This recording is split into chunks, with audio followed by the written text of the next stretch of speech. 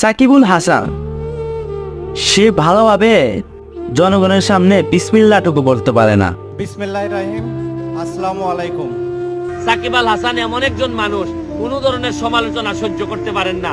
Cricket খেলে একটা মানুষ যদি দেশ বিক্রি করে দিত চিন্তা না করে, এই ধরনের জিনিস যদি সে করতে পারে, তাহলে তারে দিয়ে এই দেশের ভালো কিছু হইতে পারে না।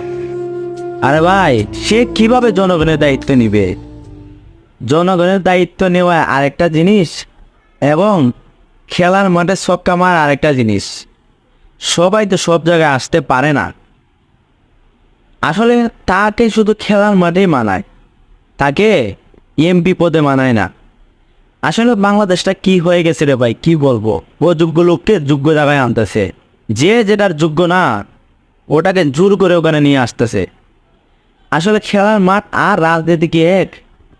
সে ভালোভাবে বিসমিল্লাহটুকু বলতে পারে না।